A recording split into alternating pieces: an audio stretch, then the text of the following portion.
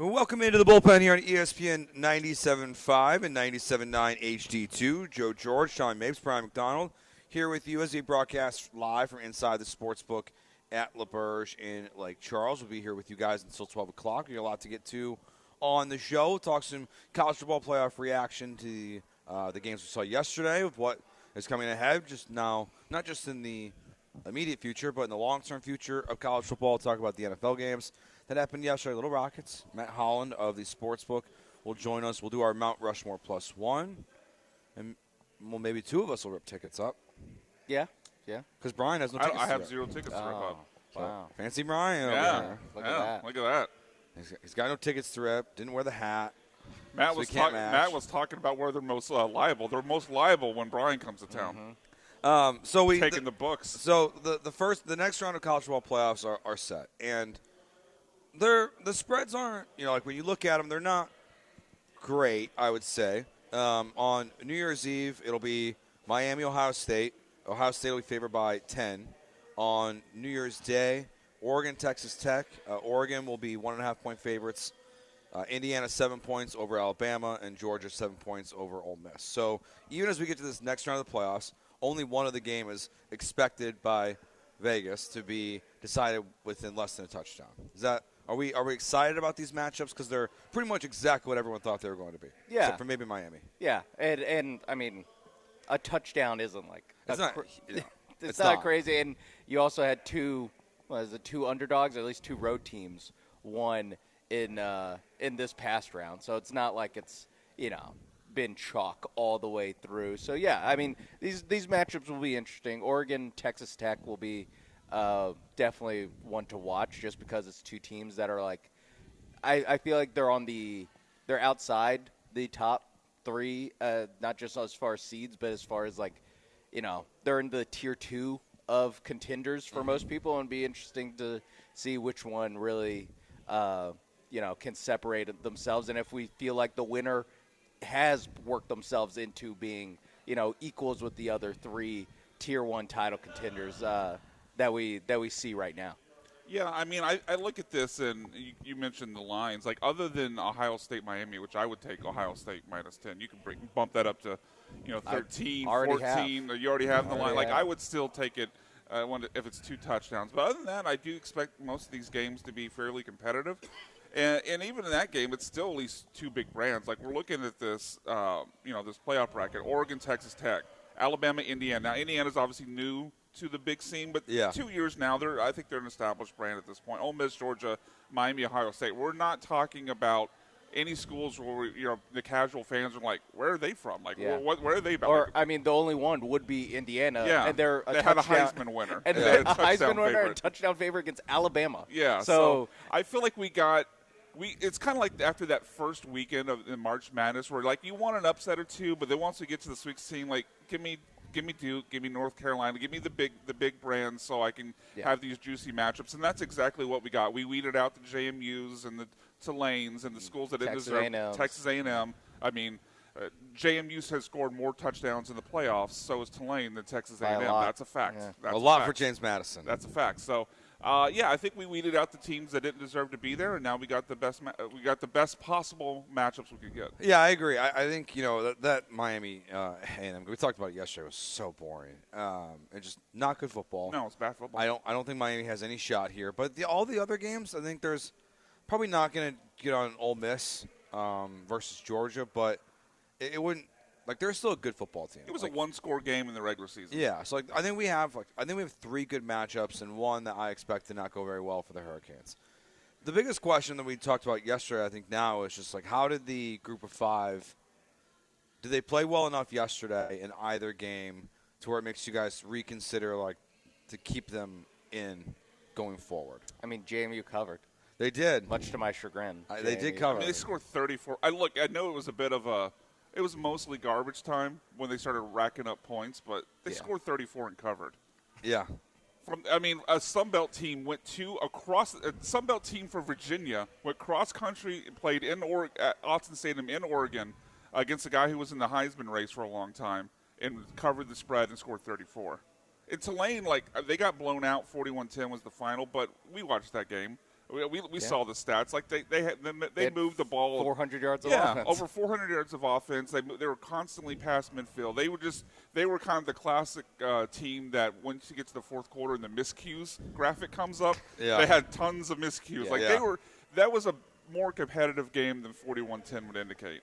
Yeah, my only pushback is I feel like that's the best we're gonna get.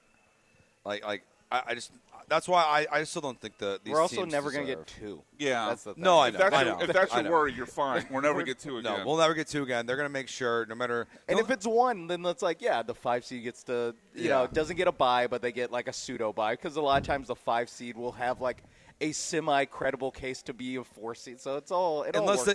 Unless they go to 16 and it ends up being Tulane versus Indiana in the first round of the playoffs. It's 1 versus 16 and then the bracket. Then the 1 seed gets and the 1 seed basically just gets a bye. Yeah. It's more like a tune-up game. Which they would now. So, yeah, it's fine. It happens in the basketball tournament. They play a 16 seed.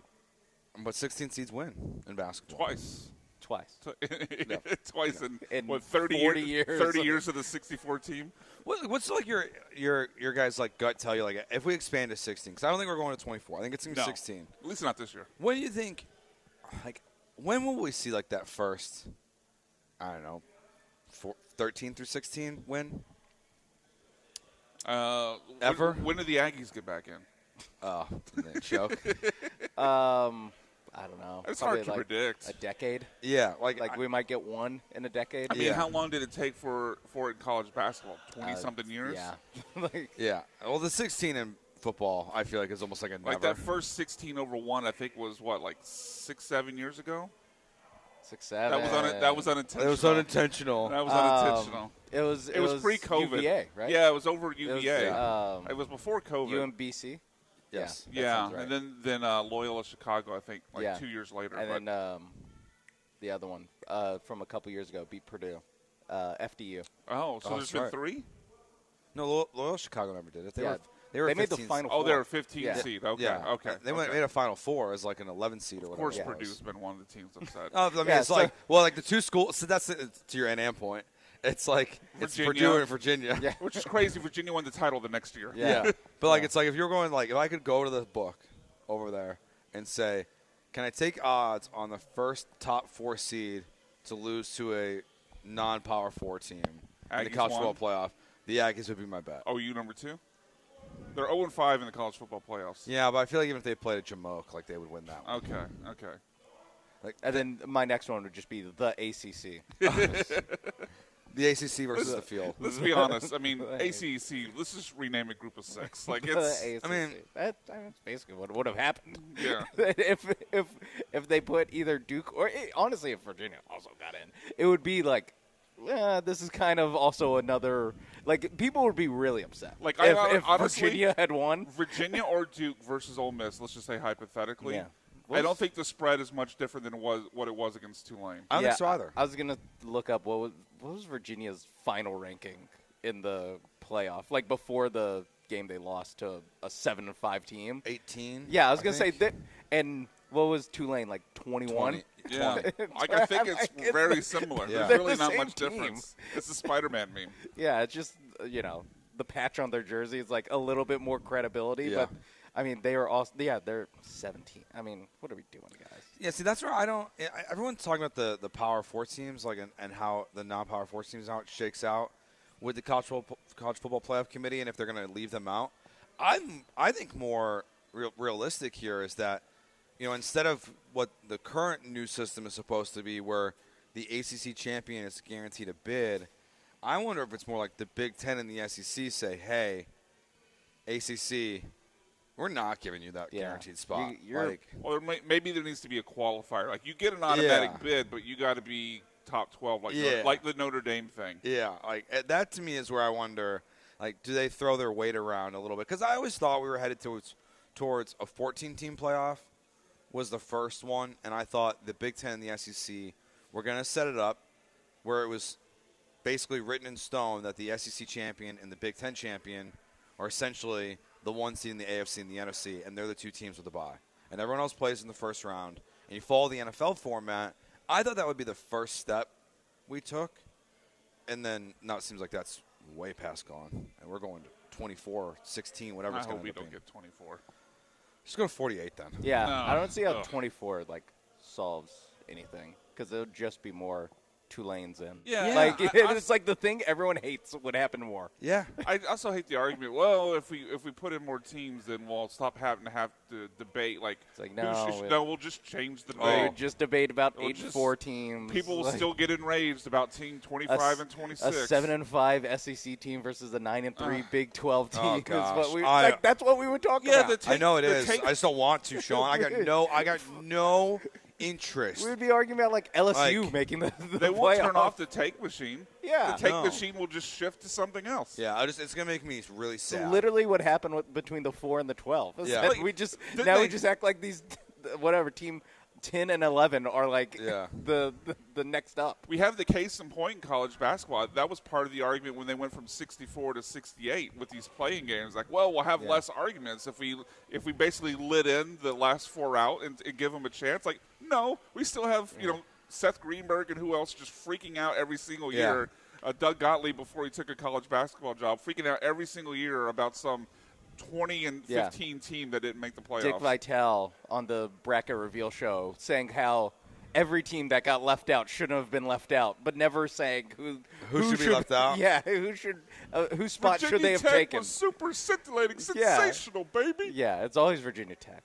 I think that's my biggest. Virginia Tech.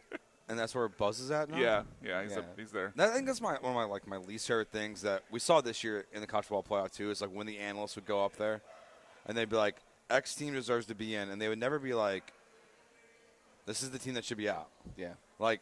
Until because it's the easiest thing to do. Just this team should be out. It's not right what they're doing to so and so. It's no, you need to give okay. Who's out? Why do they deserve to be out instead of this team in? But we'll see. It's going to be. We got about a month to go now until we await to see the final results for what the new college football playoff format. Do you think the most likely is 16? I think 16 is where we're headed. Yeah. I mean, I just don't care anymore. Yeah. Because it's 4 more teams that won't win the championship. Cool. Yeah. Have fun. Have fun, guys. I think it's a mistake because everyone made these assumptions last year that all the home teams were going to win in the first round, and then that was going to continue to the second round. And it was okay in year 2. Do all 4 teams that had a bye lose again because it's a disadvantage, which I don't think anyone thinks that's going to happen next week. No, it's because they're misseeded. It was because because Arizona State, they played credibly against Texas, but Arizona State and Boise State were misseeded. And then Ohio State played Oregon and blew the doors off of them, and Georgia had their backup quarterback, and Notre Dame beat them. Every single one of them, you're that's how this would happen. And then fast forward to this year, and you have half the teams, or really the 2 teams that played credible Power 5 opponents. The road team won, so they're right there, right there. You don't want to play in the first round because you might just lose the home game. Yeah, and now all the teams with byes are touchdown favorites. Yeah, for me, I don't want them to expand at all. Can we do 2 or 3 years of 12 before we change it up again? I hate that we change everything. How long do we? The seeding thing, that's fine, but this other stuff. We went at least a decade plus with the BCS. Them telling us 100 years before the BCS. 100 years, them telling us we can't do a playoff. We can't do a playoff. We finally get the playoff. Kind of with the 4. That's really more of a +1 format. But we finally get a true bracket last year, and now we're just going to change the format every single year to fit whatever happened the previous year. Yes. And just every single year, this went wrong, so we're going to change it all again. Yeah. Let's just set something and go with it for a period of time to where we can get a sample size. 5 years. I'm not even asking for another decade or any. We did a decade of 4. We did basically 2 decades of BCS. It's can we just chill a little bit? Yeah, just give it a chance to see how as a larger sample size. I think it is the take we talked about, the take machine has to go. I think it is now the point college football has such little leadership that the take machine can actually influence the real thing that happens. 100%. I hear what you're saying. Let's bring the NCAA back in control. I hear what you're saying. Yeah, well, that's what I'm saying. More football cops. That's what I want. What's Mark Emmert doing? Yeah. No, unfortunately, I feel like these conferences, they listen to their the top coaches in their conference, And then I agree with you. I think they listen to a lot of people in the media. Yeah.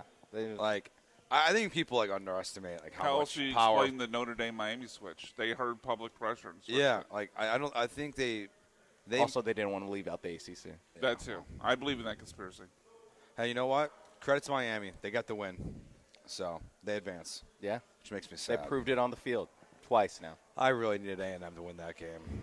Another week of not seeing Dell. I guess I'll see him tomorrow. And we'll be at the Christmas party tomorrow at Nick's place from 7 to 1. I think we drank heavily yesterday. Look out. Yeah, I'm going to need that week and a half off to recover from the last 2 days and then what tomorrow is going to turn into. All right, Brian McDonald, Sean Mapes, Joe George, as we broadcast live from inside the Sportsbook at LaBerge in Lake Charles, right here on ESPN 97.5 and 97.9 HD2.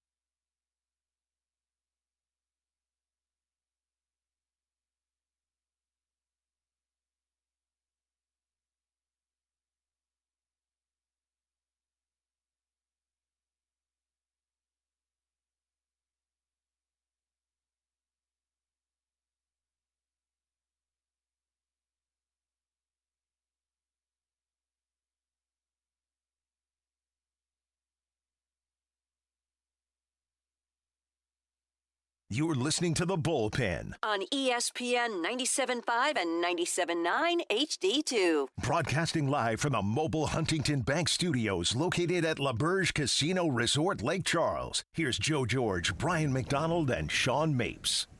Joe, Sean, and Brian broadcasting live from inside the Sportsbook at LaBerge. Matt Holland will join us in the next segment to preview some of the NFL games, or really all of them coming up today, including that Texans game that I think it still sits at 14.5 at the moment. Big number.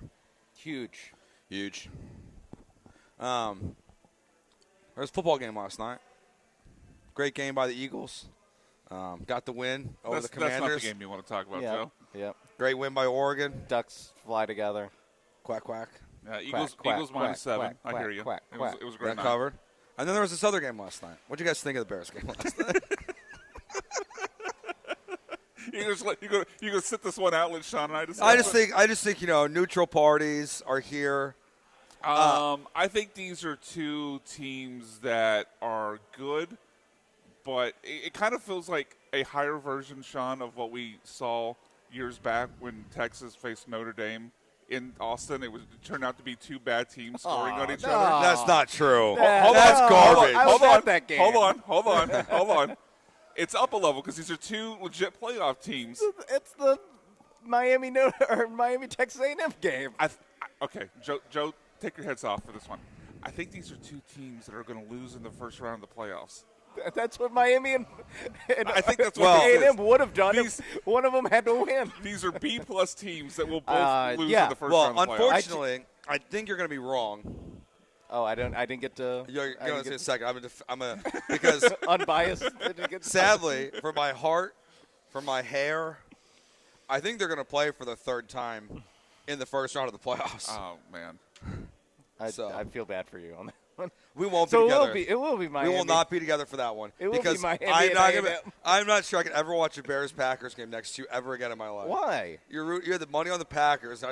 I think he'd be fine if he didn't have money on the Packers. I just hear a little "Go Pack Go." I'm like, come on, there's other Packers fans around us. So. There was quite a bit. You were outnumbered. I was. It was shocking. It's like basically just me and you because I had money on the Bears. That was it. So what did you think of the game last night, Sean? It was terrible. I agree with Brian. That money line, these are both two teams that are just they're all right, and I think the Packers a little bit. Is that just a quarterback, like a referendum on their quarterbacks? Which quarterback for the Packers? Yeah, Blake Willis is pretty damn good last night. Dude, I'll be honest. I just don't believe in either like Caleb or Jordan. Love, I think they can win one playoff game. That's kind of and the Micah Parsons injury to Green Bay, I think that like kind of sunk any chance they had of like in the playoffs coming together for like a big run and like making a Super Bowl, winning a Super Bowl. I think that it kind of I think it got carted off the field with Micah Parsons. So I don't really see ton of upside for Green Bay. For Chicago, man, I mean. If they can just do this every single week. They have been. Yeah. I mean, then maybe they do just make the Super Bowl. Yeah. What was it? They showed the stat in the game, and I already forgot. I think it was 6 wins. When they're comeback wins this year? But when trailing, like, with 2 minutes left. Yeah. That's not sustainable. It's not even, like, comeback wins, because we all see, like, the comeback win stat or whatever. Comeback game leading or tying drives where it's like, what, the Matt Stafford Lions had the most of them because they didn't just lose? Yeah. That was like, wait, so they're down to 2 minutes left, and they just win every time. It's absurd. I mean, you look at their schedule. Obviously, they start 0-2. And, Joe, I'm not trying to attack your team here, but you look at when the winning started happening because they're 11-4 right now? Yeah, they're 11-2 since the first 2 games. Yeah, so they're 11-2 since those first 2 losses. They beat the Cowboys, non-playoff team. Raiders, maybe the worst team in the league. Commanders, non-playoff team. Saints, non-playoff team. Lost to the Ravens, beat the Bengals, non-playoff team. Giants, non-playoff team. Vikings, non-playoff team. Steelers will make the playoffs, but like the worst team in the playoffs. Then they did get a win over the Eagles. I'll give them credit for that. And then a loss to the Packers. Beat the Browns, beat the Packers last night. Like, most of this 11-2 stretch is built on beating non-playoff teams. It kind of makes me feel like the luck runs out. Luck is too strong, but I don't see them winning more than one game. I think they could get the Texans win over if they're the 3 or the 4 and beat one of the other teams that are kind of in the same boat as them. But I don't see anything much more than that. The only thing is I don't really know who in the NFC I really trust to win more. Who do you want to trust? I mean, really, it's just the NFC West. And really, then I don't really at this point. I trust the Rams in this. Well. See, I trust the Rams still, even though they lost that game. I don't know if I trust the Seahawks. Yeah, I don't buy into Sam Darnold. He's too many turnovers in big moments. And I think I trust the 49ers more than the Seahawks. I think I'm with you. It wouldn't shock me because those two teams control their own destiny. They play the last week of the season, the 49ers and the Seahawks. I think there's a reasonable chance the 49ers are the 1 seed in the NFC. Yeah, I saw someone mentioned the other day. If the 49ers are, I forget who they're playing today. Oh, they're on Monday Night Football against the Colts. Yeah, they're not playing anybody. In Indianapolis, correct, Sean. If they win Monday's game against the Colts, all that will separate them from a Super Bowl victory is 5 home games. Yeah, because their last 2 regular season games are home. They would wrap up home field advantage throughout, and the Super Bowl is in Santa Clara. That's crazy. Yeah. 5 home games for the Super Bowl. Yeah. They win against Indy. I will say, we're talking about the NFC. There's not really a team you trust. The AFC, it's not that much different. Same thing. We can do the schedule game with the Patriots. For sure. They have I think the easiest schedule in the league so far. The Patriots by a lot. Yeah. The Patriots don't have anything the Bears' couple wins that Brian mentioned there at the end. Patriots have none of that besides at least one the game Bears beat Buffalo. The Packers and the Eagles. I don't know what win the Patriots did beat the Bills. But one. Yeah, about it. And they split the Bills games too. Yeah. They don't have a second one of those wins. So maybe this is just a year where it's all you need something stupid to happen to the Rams like happened on Thursday night, and Now it's a completely wide open. Now we're talking about Bo Nix in the Super Bowl against Caleb Williams. I think we were set up for throw up in my mouth. Like the craziest Super Bowl, playoff run ever from someone this year. Yeah, I mean it feels like there's going to be in one of the conferences. I feel like we're going to get a shoe-in. So I feel like it's going to be Buffalo or the Rams, and then whichever one's not there, team. It's going to be how did this happen? How are the Houston Texans in the Super Bowl versus the Rams? I'm swear to God I'm not doing this because it's the last time the Bears made the Super Bowl, but it's like 2006 where it's like, all right, we got Peyton Manning, the Indianapolis Colts finally got the monkey off their back, finally beat the New England Patriots, and facing them is Rex Grossman. What? Yeah. And it's going to be like that. Or like in 2008 where it's the Steelers and then, this Cardinals team that's pretty good. And a 9-win team. Yeah, it's like a pretty good Niners team. But I believe the Bengals, Arizona team. I believe when Burrow made the playoffs with the Bengals, they were also a 9-win team, weren't they? When they lost to the Rams in the Super Bowl. I know the Cardinals were a 9-win team when they lost to the Steelers, but it does feel like that kind of year to your point. I think the Bengals were also a 9-win team. It feels like a year where maybe they were 10-7. I mean, it helps that the Chiefs made 4 out of the last 5 or whatever it is. Yeah. And this will be like when you're looking at the history, this will be a blip year. It feels like where it's not even like I don't know. It's not even 2 teams that you're like, they competed and they finally got over the hump. It's going to be like, what happened? Or again, like Bo Nix made the Super Bowl. You look at the playoff history, like, okay, what the hell happened that year? Okay. I mean, we're headed towards a playoffs with no Lamar. We have no Burrow, no Mahomes in the playoffs this year. Yeah. Like 3 of the top probably 4 quarterbacks in the NFL are going to be sitting their ass at home. And it feels like everything is up for grabs this year, which I think is great. Like people are, the ratings came out for like the top 10 rated games this year. I think, and the Chiefs played in 3 of them. So there's like a potential ratings detriment to not have them out there, but now some of those were. I just think that the AFC and NFC title game of the Super Bowl, like people are just and one of them was Chiefs Cowboys on Thanksgiving. Yeah. The only game on. Just cheat code. On Thanksgiving. Yeah. It's the Cowboys. It's the Chiefs. Like, there was, these elite games that they've played in this year that, no wonder that's a top 10 game rated game this season. So, I don't know. It's going to be fascinating to see how it plays out in the NFL. I would not feel comfortable at this point walking over to the book and placing a Super Bowl bet. Anybody. On anybody. Like, no matter who you bet on.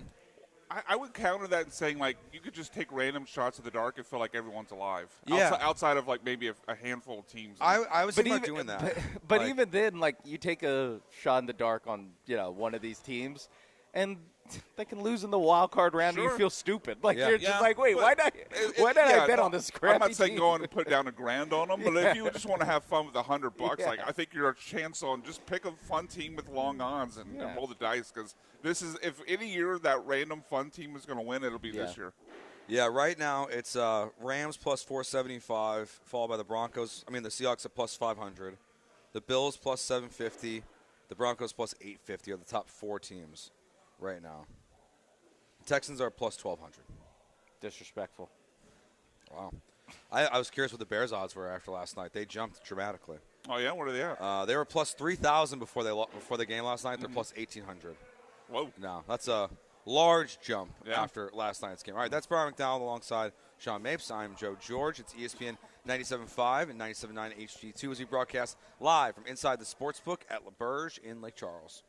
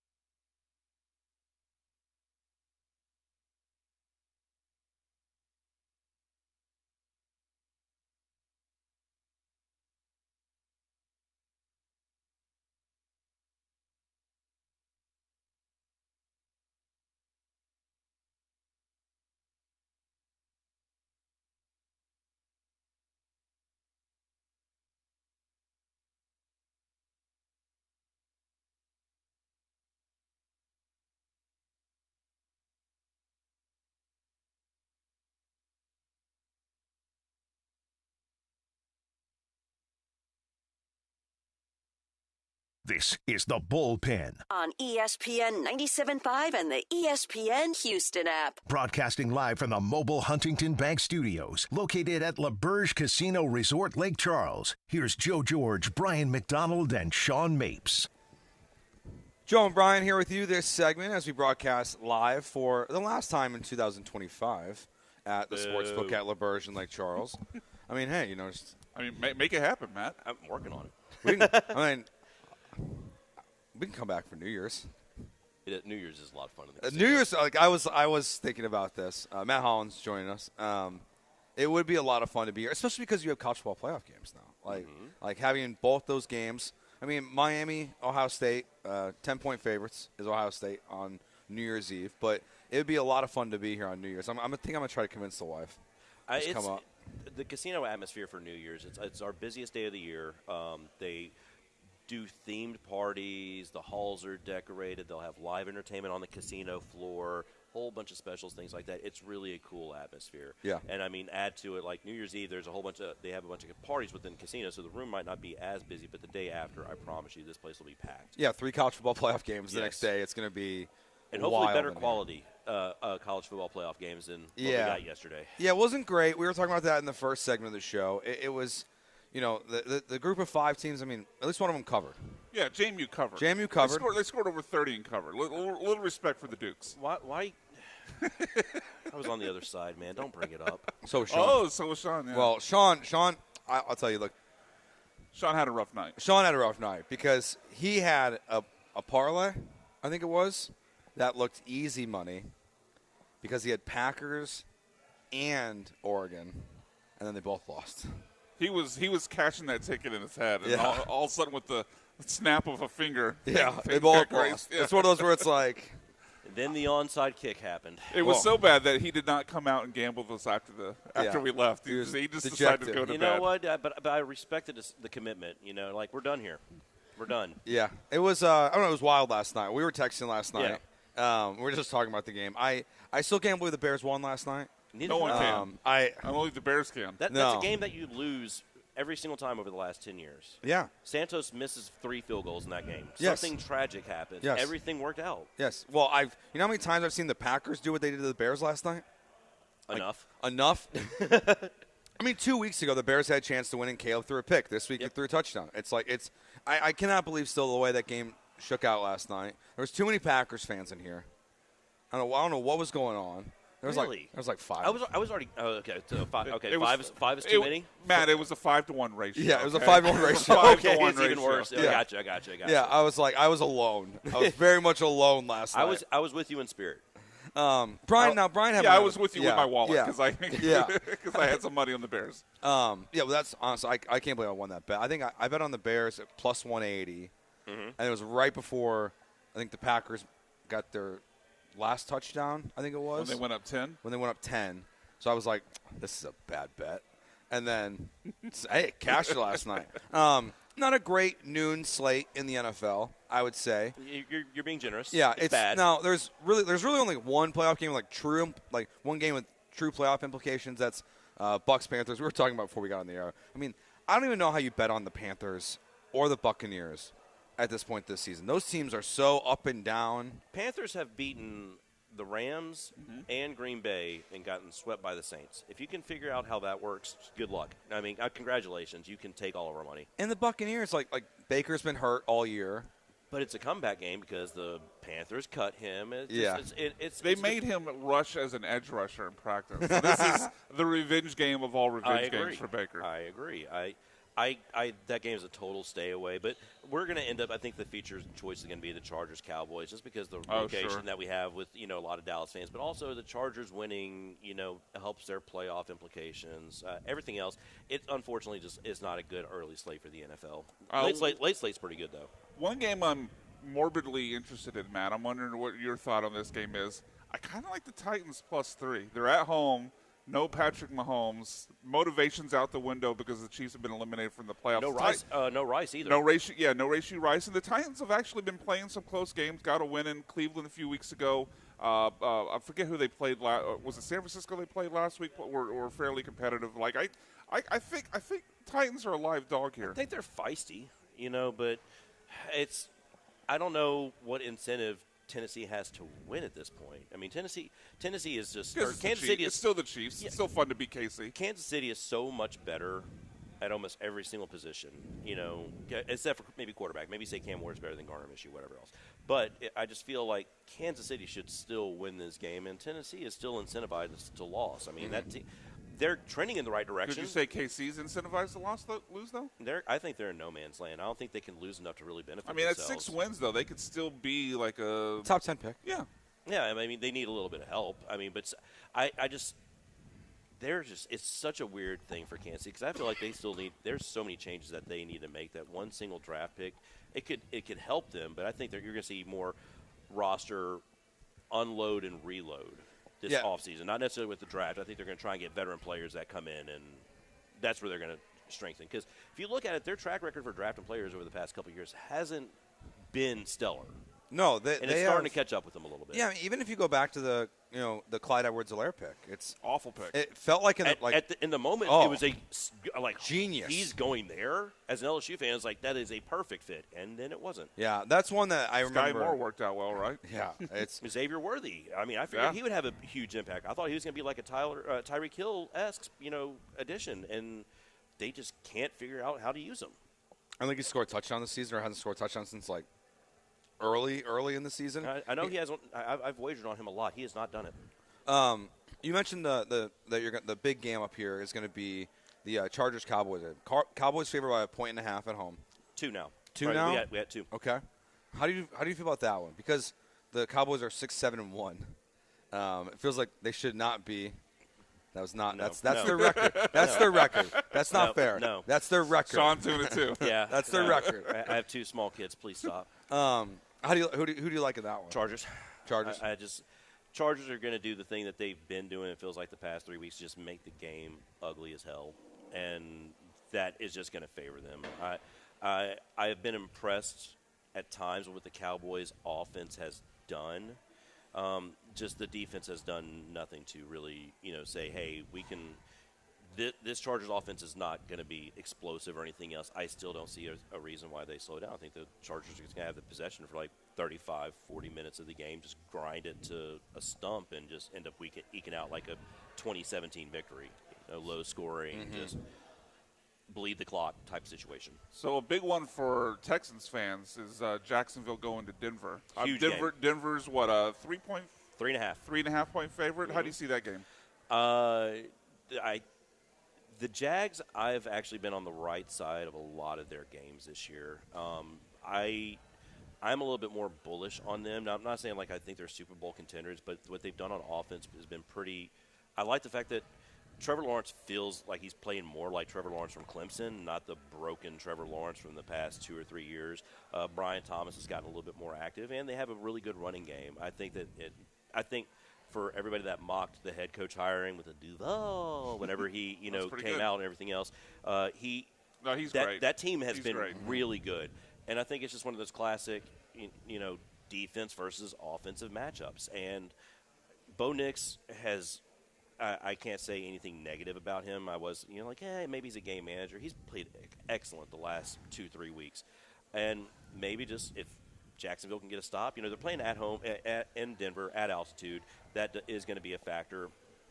It's to me that's a game I would rather just sit back and watch. But if I had to take a side, if it's 3.5, I'm taking Jacksonville. At 3, I might take the Broncos and just hope for a push, if anything. Exactly. But if I'm getting the hook, I'm just as out of principle, I'm taking Jacksonville. All right. Well, one non-game question before we get back to the games, I have to ask you because I'm looking at the ScoreBet app right now, and I'm looking at comeback player of the year. Have you guys taken any wagers on Phillip Rivers? Big Philly. As the second best odds to win comeback player of the year at 6-1. We actually had a lot of money on the Colts last week. Really? Yeah. So I'm not going to say that we had people that were betting on comeback player of the year. I think they had the individual. Does he have one shot left in the tank? And he covered. He did. Yeah, he could have won. We actually had a decent amount of Colts bets last week. A lot of those prop bets they end up going through the kiosk. So we'll figure out like that at the end of the season. Somebody will come and cash in those tickets. We don't take a lot of those bets over the counter because people like to shop. Yeah. Have you seen any movement on MVP? Like, what's the favorite pick there? I haven't looked at the odds since last week, to be honest with you. I figured after the feels like Stafford and Drake May, and then maybe Josh Allen's coming on. That's what it is in order. So Stafford's still minus 200. Drake May's plus 340, followed by Josh Allen at plus 400. So after 2 weeks ago, I figured Stafford locked it up. And then even after last week, I'm like, or this past Thursday, I was like, yeah, they lost the game, but he still threw for 400 yards. They didn't lose that game because of him. Stafford's just been – that offense is so good. They lost the game because of a really bizarre 2-point conversion play. Yeah, that's one of those where – still the correct call. It was. Yeah. When plays like that happen, do you get any – what do you ever get people like a little unhappy come up and try to talk you into – There was a game 3 years ago. It was a college football game where a guy had – I think it was Florida Atlantic, and he had like a 5-figure teaser bet, and the last leg of it I think was FAU -1, and they scored the go-ahead touchdown to go ahead by – he had 1.5. He had -1.5.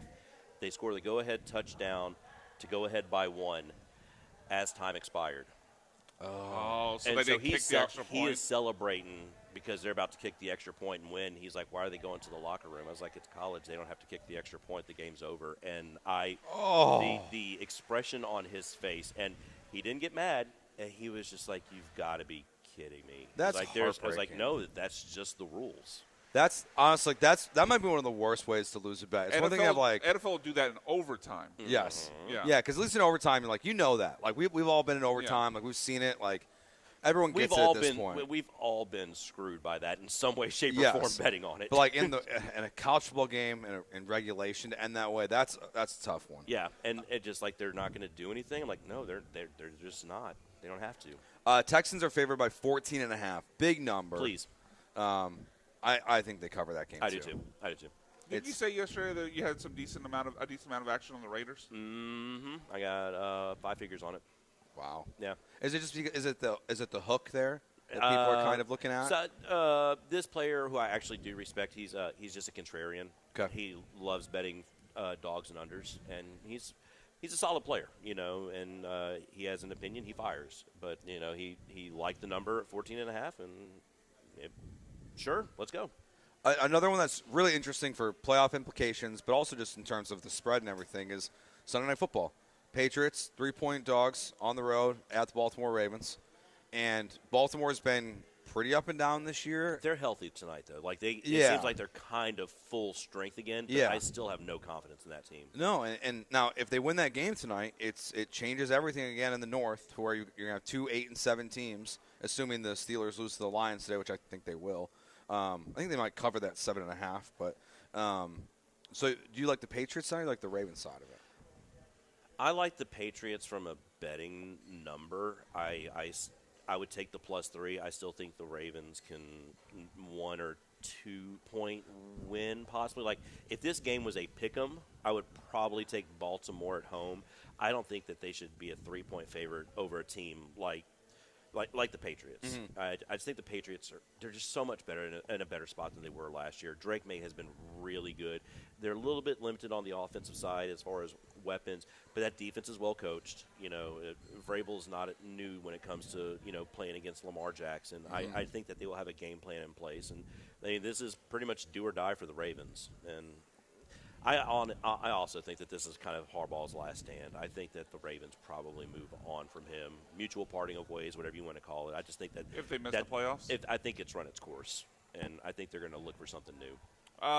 Keep it here kind of locally with the Saints. I've been pretty impressed with how Tyler Shucks played the last. Not terrible. I don't know, 8 games, however long it's been since he took over for Spencer Rattler. 6.5-point home favorites because the Jets.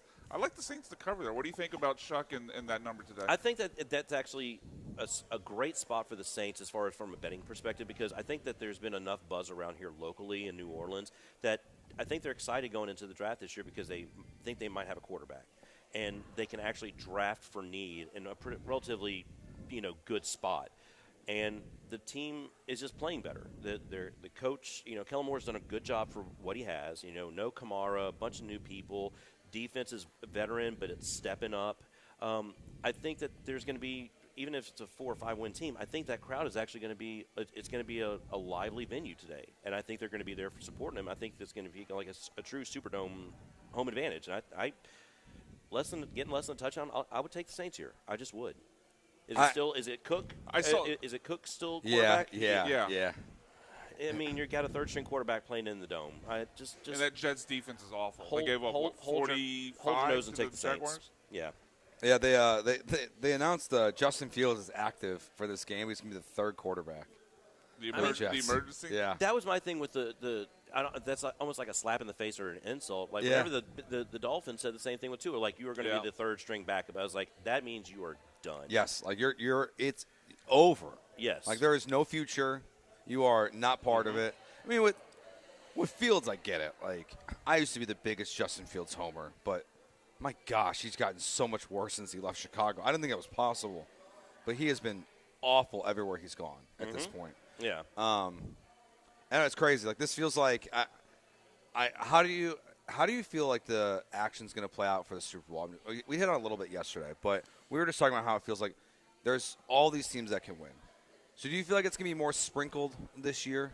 Or what is it normally like? We're not going to – so these types of seasons, we're not going to have the person that's going to come and put in 5 figures and say, I think Detroit's going to win. Yeah.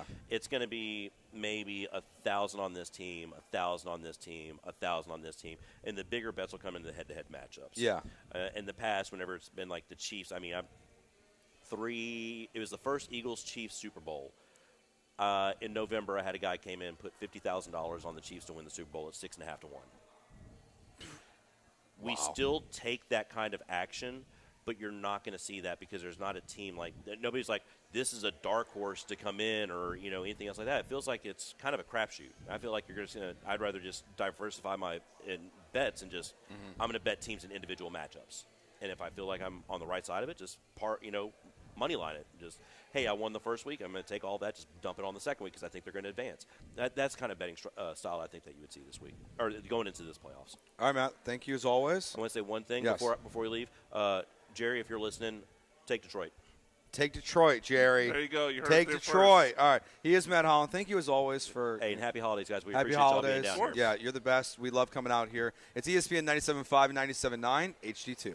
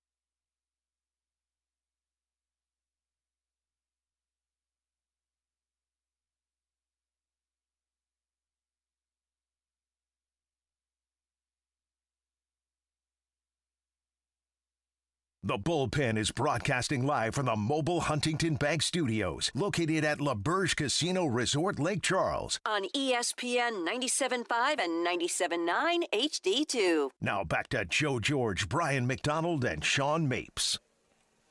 Back here on ESPN 97.5 and 97.9 HD2. Inactives and actives starting to slowly roll in. We're still waiting word on Woody Marks and company, I would say, for the game today. So we'll hit on that more in the next segment, as they should be released within the next 10 minutes here. But yesterday afternoon, I guess, the Rockets went 115-101 over the Denver Nuggets. Got a little spicy there at the end. I was watching the clip of Bruce Brown and Kevin Durant getting a little chippy. But the Rockets won 115-101. So, hey, they got the W against a team above 600 at the time. Team above 700. That's right. I believe the second seed in the West, right? Something like that. I think maybe changed down, but yeah. Yeah. I think they're the second seed. After last night's game, they moved to the 3 seed because there's been 20 games played. And a game apart from each other. Wemby and the Spurs are also 20-7. They're both 20-7, right? Honestly, my biggest takeaway from yesterday's game is just that it was important to what you just said. Even though it's 27-ish games into the season right now for some of these teams, and it's just yesterday was an important win for the Rockets because it feels like the way this season's shaken out is you could be looking at the end of the season and saying, hey, the Rockets and the Nuggets are a game or two apart in the final stretch of the season, and we'll be looking at that head-to-head, and if it would have been 3-0 here before their next game on March 11th, we would say, all right, you don't have the tiebreaker over the Nuggets. Or at least now you can play again on March 11th, you can get that victory, and at least split the season series and keep that part of any tiebreakers alive. Like, that to me was why yesterday's game was important, and nice to see them get back on track after a disaster against the Pelicans. Yeah. I think what you laid out in the big picture was right, and that is the good part of the win. I also think small picture, it's just lost to the Pelicans. Let's have a get-right game. You lost to this team close the time before. So I think that that's really what was big about this. And, Kevin Durant goes off. Reed Shepherd goes off. Reed Shepherd was great. It's starting to get to the point where also very good. Reed Shepherd goes for 28 points. You're just like, oh, okay, pretty good game. Not like a oh my god, like he surpassed the oh my god surprise. Whoa, no way they were gonna lose. They got the Reed Shepherd game. It's like, no, that's just what he does every 10 games or so. He goes for 30 or pretty close to it. So I think that as this road trip continues to basically end the year, or at least till Christmas, I think getting a win like that really, wait, did this already come out? Yes, it already came out on Rocket Power. Yes. I said you had to, I forgot what record I wanted, but I said it must include one win over either the Lakers or the Nuggets. They already got that. Check.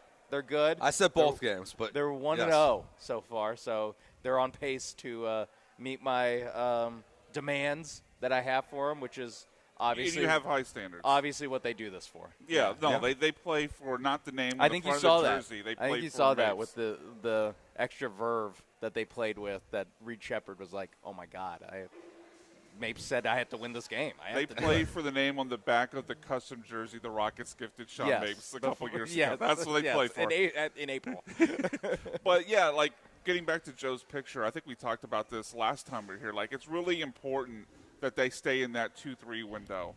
They avoid going to 4 or 5 and being the Thunder, the opponent for the Thunder in the second round. Yep. So, potentially keeping yourself alive for the tiebreaker over Denver is very important. So it's nice to see that kept alive for their next game in March. Only really negative that you look at this game, and we're quibbling here because they won by 14, but Şengün held to single digits, scored less than a Kogi. It'd be nice to see a little more there, but otherwise a very good game for the Houston Rockets. Yeah, they still had 19 turnovers. Yeah. My gosh, this team, they don't like to hold on to the basketball, Sean. No, I don't understand. They really don't. Even in a good win, it's like you still have 20 turnovers. Kevin Durant, big perpetrator on that. -8. Yeah, it's just and a point guard does help. Like Michael Connor and I were talking about this on Friday. Like a point guard does help it. I think it helps a lot. Like there's so many. It's not like they're all just in, the as the offense is playing out on any possession, they're just throwing the ball away. They're just kind of dropping the basketball. I'm shocked how sloppy this team is at times still. But hey, W's a W. Doesn't matter how ugly it is to get it. Yeah. And it was an ugly W against, at the time, the 2 seed in the West. And you win by 14. Yeah. It's 19 turnovers, and you still won by 14. Yeah, against a team like the Nuggets that takes care of the ball. Obviously, with Jokic, they're always getting a pretty good shot no matter what. Mm-hmm. Either he's taking it, and it's a bad shot, but with him it goes in, or he's hitting a wide open cutter or wide open shooter. So, I mean, it's a real difference in how crisp offensive NBA basketball can be played, and the team that turns the ball over 19 times and doesn't really shoot that well, but offensive rebounds ends up winning. This week on Rocket Power. Our just YouTube this week, Brian. We did a naughty and nice list. Oh, okay. For the season. A little shout out to the season. Yes. Yeah. Thank you for catching that. Was that list the reason for the season? Very subtle. No, Jesus Christ is the reason for the season, Brian. Second tier. What's your give me a naughty and give me a nice for the Rockets. Put you on the spot. For Rocket so far season. This year, yeah, Rocket season. A nice, I would say I guess the fact that Reed Shepherd going off is no longer a surprise. We've seen these 20, and I think he has at least one game over 30. It was against the Nuggets a few weeks ago. Yeah, so that would definitely be on the nice list. Negative list, I think it continues to go to the.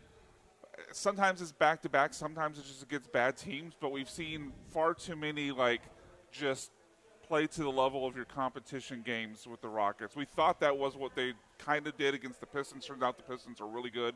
I think that was the second game of the season. But then they've gone on, and obviously most recently the back-to-back against the Jazz. They got blown out by the Mavericks on the road, and then this most recent game against the Pelicans. Still too many of those for a team with higher aspirations. Yeah. I had, I think, Reed we talked about. Yeah. I put on my naughty list just because it was right after the game when we recorded. I put Ime. Just for what he said about the referees. Yeah. Potty mouth. Potty mouth, man. I don't know. I put that on the nice list. He was right. Yeah, maybe you were right on that. I should have put on the nice list for calling out those scumbags. I mean, for someone who was starstruck. Speaking truth to power. All right. Sean Mapes, Brian McDonald, Joe George. We broadcast live from inside the sportsbook at LaBerge in Lake Charles. And actives will be coming out shortly for the Houston Texans. We'll take a look at those. We'll preview that game a little bit more. We'll also, in the next hour, give you some daily fantasy picks as well. Hell yeah. As most people's playoff seasons in fantasy football have probably come to an end at this point. We'll do our Mount Rushmore +1. All of that coming up in the final hour of the Bullpen up next here on ESPN 97.5 and 97.9 HD2.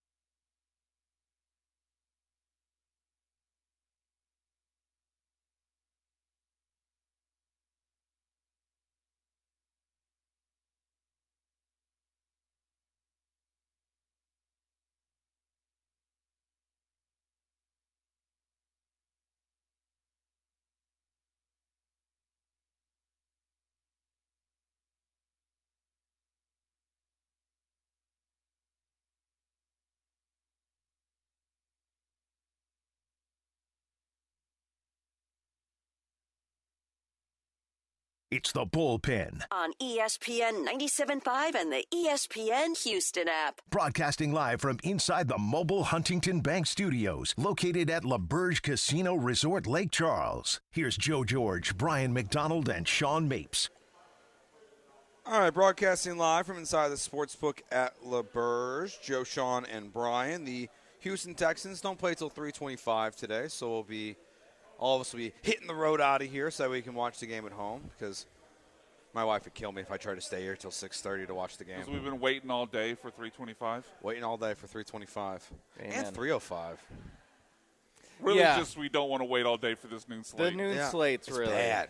It's really a tough one. Well, you said it. You said it during the break that, like, when you start adding in these Saturday games, it can really kind of ruin Sundays a little bit. There is a Packers-Bears sized hole in this in the schedule. Yeah, like Rams-Seahawks would have been in that window, but yes, I think Bears-Packers would have been. Yeah, or at least like you bump one of these 3:05, 3. I mean, the Texans and the Lions could play at noon, and then you have the Packers-Bears right, being or the Fox game. Maybe Bears-Packers is Sunday night, and now Patriots and Ravens are bumped into the noon window. Yeah. So I think that's just part of, when they start spreading this thing out. We'll see it. Christmas, they have how many games? Is it 3 games? 3 games on Christmas. Yeah. 2 of them are including teams that are. Well, I know there's a Cowboys game in there. There's Cowboys and there's a Chiefs game. Yeah, Cowboys Commanders is the first game on Christmas. You got Lions Vikings, and then Broncos Chiefs is the Christmas one. I mean, next Sunday is even worse, honestly, because then you got 2 Saturday games. Plus all the Christmas games. 5 games before, and the Texans game is on that Saturday. But at least the Christmas slate isn't Bears, Packers, Rams, Seahawks. Like, it's not they're not hiding the good games on Christmas. Really, I think Christmas the NFL lets you spend some time with your family this Christmas. I mean, they took some swings and they missed. Like they just missed. This is the time to tell the wife, you know what, I'm skipping it. You're not going to give her all the details that you don't really care about this game, but you go ahead and skip it. Like, look, this year, last year, the Texans ruined Christmas. Yes, they did. Yeah. Beyonce was great. And all goodwill to ever watch a game on Christmas, I feel like went out the door with that trash-ass performance. I think, we talked about that on Rocket Power. I was like, I need the Rockets to win. Yeah. Just because last year was such a bad day on Christmas. We're like, I'm going to take time away from my family to watch this Texans-Ravens game on Christmas. And then it was that. I'm like, no, the Rockets are not going to do that on Christmas, but, like. Lose 30-2? Yeah. Like, you got to. They'll score more than 2. I guarantee it. I think they will, too. The Lakers, unfortunately, will score more than 30. But, that one, I think that is appropriate how much room it takes up in Houston fans' psyche of that game. And, I mean, it was over before Beyonce even took the field.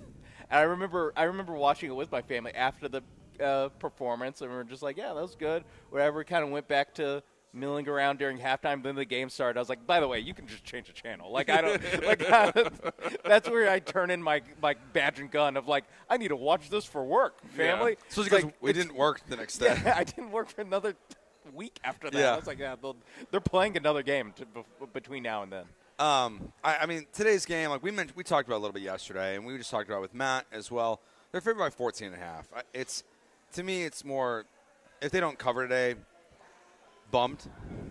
But like they're gonna depend. I mean, it we need some details. Yeah, if they win by details.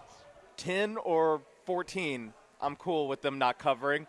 If they win by 7, I have some questions. I just want to know. But even that needs some detail. This is a situation where they're up like 20, and the Raiders get 2 garbage time touchdowns in the final 4 minutes. Then whatever. They go JMU mode. Yeah, exactly. Okay. Just enough to ruin parlays, but not enough to actually ever put the game in doubt. Love those guys. I mean, as much respect as I give to JMU for covering last, like that game was never in doubt. No. Like even when they went on their scoring barrage, the first 6 Oregon possessions were like touchdowns. Long touchdowns.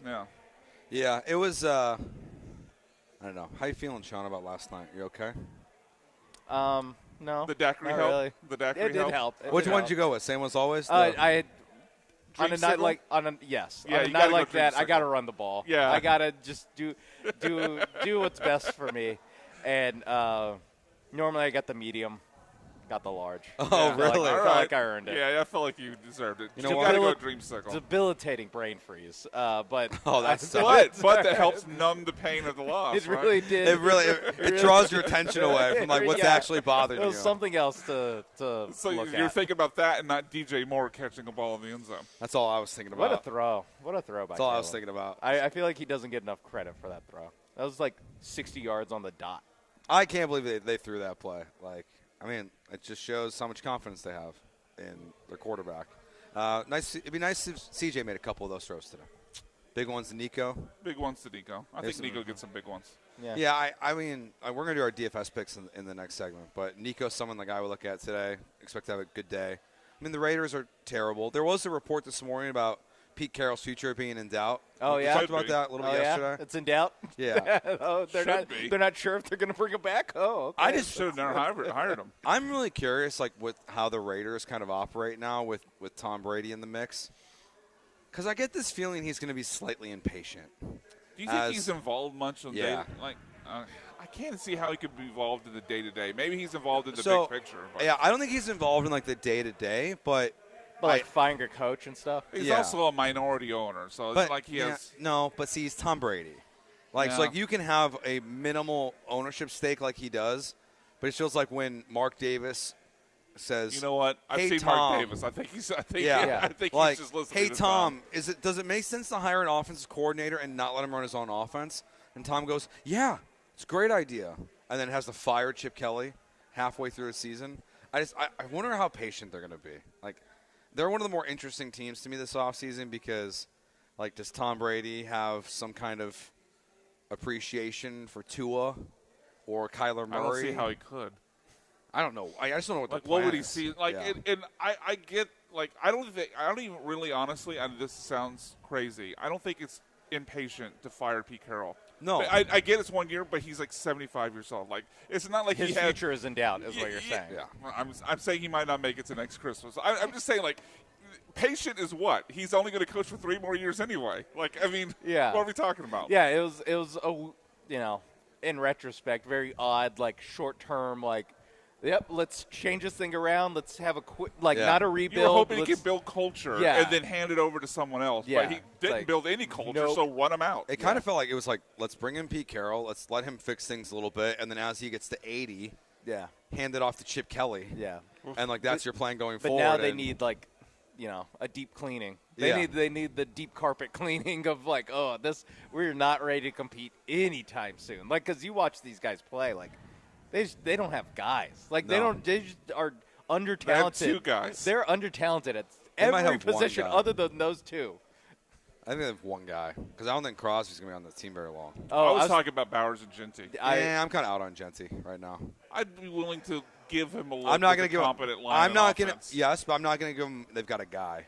Okay, fair. They have a player. Bowers So is a guy. Though. they have one guy on each side of the ball and one question mark. Yes, and that's it. Trey Tucker, everyone's favorite waiver wire edition. Yeah, that 144-point game, and it's been teasing us ever since. And every time you see him on the waiver wire, because he gets cut every week, you're like, I've rostered him for so long this year. Maybe it'll work for me. It's like the scene from Arrested Development. Yeah. It never works, but it might work for us. Yeah. Today would probably not be that day. No, I would probably say, against not. the Texans. No, tough matchup, I'll say, for Trey Tucker against I'd play Brock Stingley. Bowers and no one else in the Raiders. Agreed. Yeah, I mean, if you have Genty, I feel like you're kind of still have to play him. If you have Genty, you're not in the playoffs. Yeah, most likely. That's a good Yeah, call. You probably took him in like early First or second second, round. yeah. Like, probably the first. But honestly, if you have Bowers, you're probably not in the playoffs either because you probably took him in the same spot. I mean, I had the worst fantasy draft I've ever had.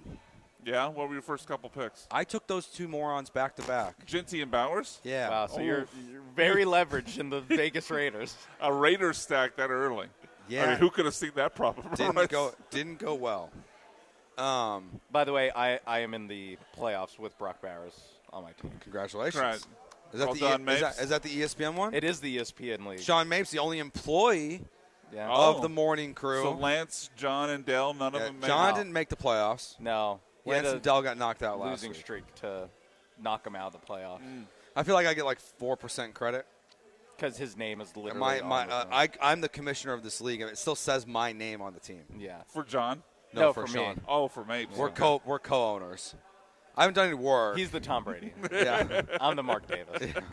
Yeah, I can see that. Yeah. The resemblance is there. Yeah, similar hair. I guess with the Pete Carroll conversation in the game today, like one thing of note, I think with this game of who could be a Raiders candidate, because his name has started to come up for other jobs, is Matt Burke. Diana Rossini reported that Amy Adams may continue her obsession with the Houston Texans, and Matt Burke is expected to be a top candidate for the Titans job. That'd be the funniest. Awesome.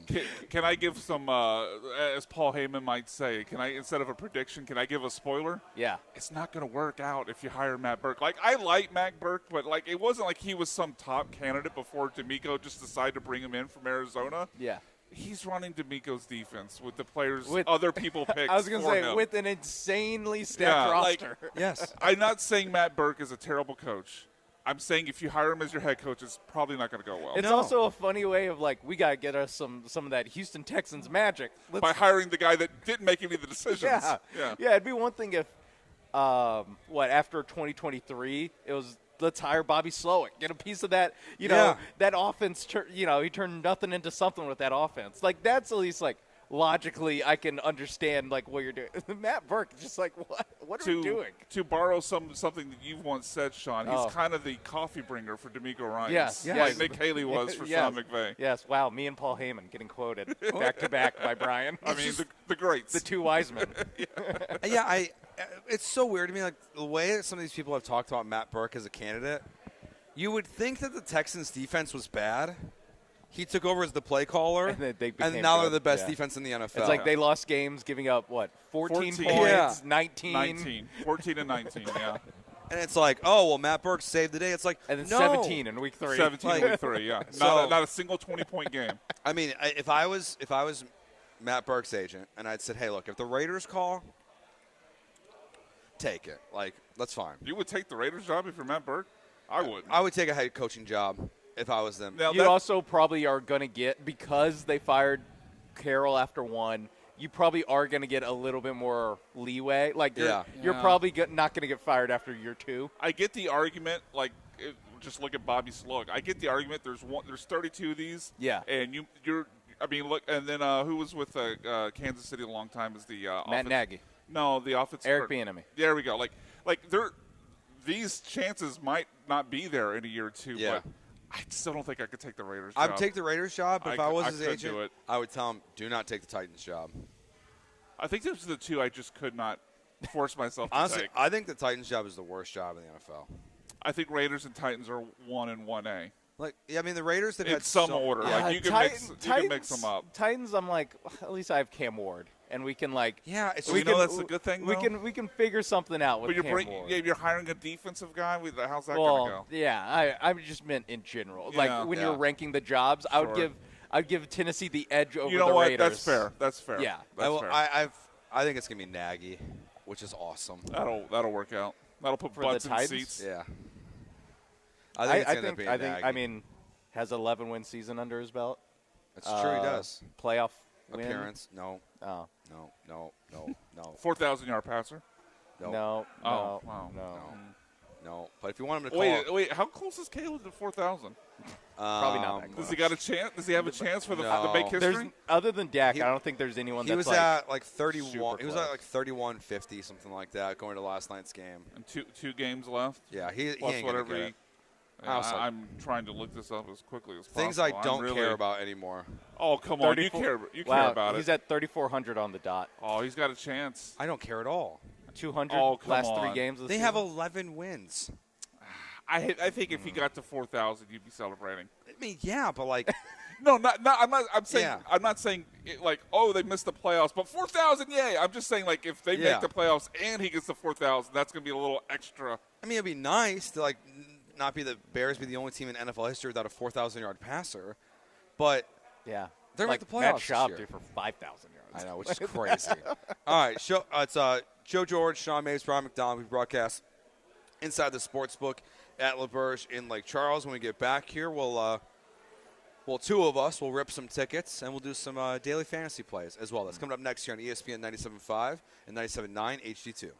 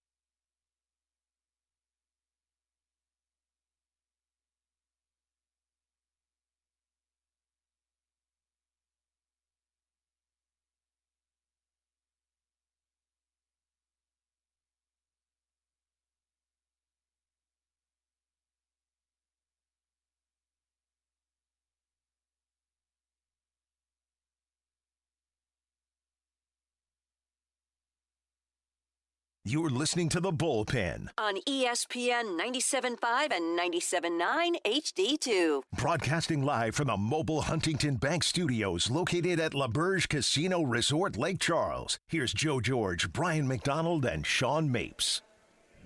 All right, back here on ESPN 97.5, Joe, Sean, and Brian as we're inside the sports book at LaBerge.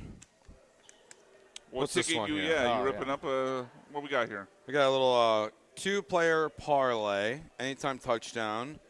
DeAndre Swift and Josh Jacobs. Neither scored a touchdown. R.I.P. Wow. Neither of them.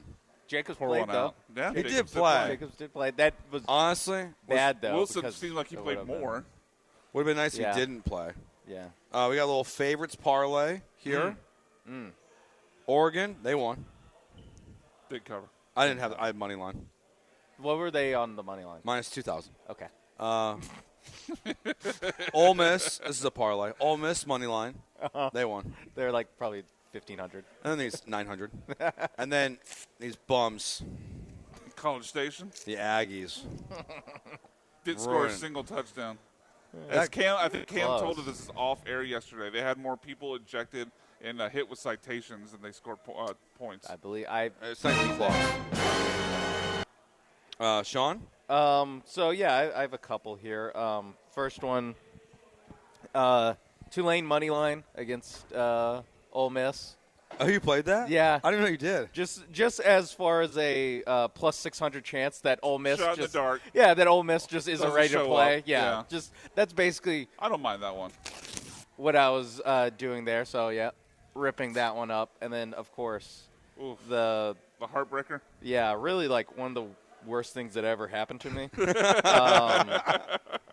And, you know. The bet that drove you into the arms of a large daiquiri? Yeah, instead of a medium daiquiri. Yeah. And a brain freeze. And a brain freeze. Brain freeze and daiquiri were happening no matter what. The not going to the casino and large daiquiri. that was what this was. It drove him into not hanging out with us after we left here. Yes. Because normally I'm like, I'm not quite ready to go to bed, watching games. I need to, like, wind down in the casino.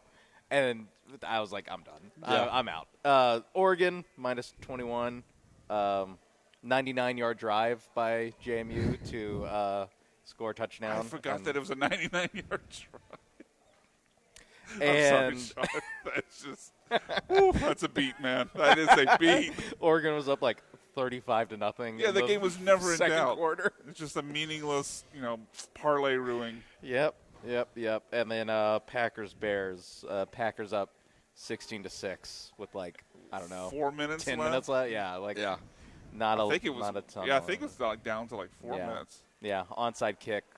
Romeo Dobbs. Thank God his brain's okay, though. They got an onside kick. Thank God Romeo Dobbs is protecting his brain. Can you put a guardian cap over the hands? It could not have hurt the play last night. So, yeah, shout to the Ducks. Shout to the Packers. Sorry, Joe. That sounded extra aggressive. I mean, the parlays are better because it's a longer ticket. Yeah. So you got a little more rep. Yeah. Sorry, Joe, for how me and my Packer brethren have behaved not just last night, but over the last, 30 years of your life. Yeah, it's true. It's true. I just You're apologizing for all Packer fans. All Packer fans everywhere. Anyone from Wisconsin. Thank you. I apologize. Yeah, thank you. Most people from Wisconsin. I accept your apology. Okay. Couple fun notes. Snake move. My turn. Oh, sorry. I don't. A couple fun moves moments from what Brian mentioned there from the A&M game. Some highlights. I thought from you were going to yesterday. say the highlights from the Bears-Packers game. No. 1, DJ Moore. 2, onside kick. Yeah. Coors Light in back pocket. Citation issued. Ejected. Coors Light in back pocket. I guess smuggling is the crime there? 2 Coors Lights in front of overalls. Ejected. Wow. Now, I had one going to have a Coors Light. problem with this? I had 2 Coors Lights. And zero defense. Something we were joking around about last night. Fireball. Oh, there's a fireball ejection? 7 fireball shooters in pockets. Ejected. I feel like that is like actually a crime. Yeah, you know what? Criminal charges. This one here, I have questions about this next one. Okay. How many pockets do you have? 2 St. Arnold lawnmowers, 1 Michelob Ultra, nicotine vape, and pack of Marlboro 100s in pockets. ejected. Are the Aggie fans bringing back cargo shorts? That's what I was wondering. I was thinking the hoodie. Yeah, hoodie's a good call. You could throw the nicotine in the back pockets. Yeah. Maybe you have a jacket. It was cold enough. It was cold sometimes enough. a jacket, like a windbreaker, might have the inner inside, pocket. Might have the inner or pocket. overalls. You know. Yeah. Two last ones here. This one I like the extra detail added in here. Minor attempted to buy 2 Coors Lights using fake Georgia driver's license. I feel like at least one person at the station will support that. And last one here, because it makes no sense, the best one of the night. 1.1 million views on Twitter for this one from the Texas A&M police account. Subject throwing eggs. Ejected. Do we know what he was throwing eggs at? No, but I have so many questions. Sorry, I said he. We don't know. Yeah, You're right. Could he be a or lady. she. Yeah, I didn't mean to. Yeah. No, that's my bad. Betty nods. Ladies could do anything. Now, we could do, now, if those, including throwing eggs at an if we had the follow-up that those eggs had gotten intercepted, we would know it's Marcel Reed. Well done, Sean. Well done. But like, you just put eggs in your overalls? I don't know. I have so many questions. Yeah, I feel like I just have so many questions. Was this at That's a a high-risk tailgate? move. Like, was he like?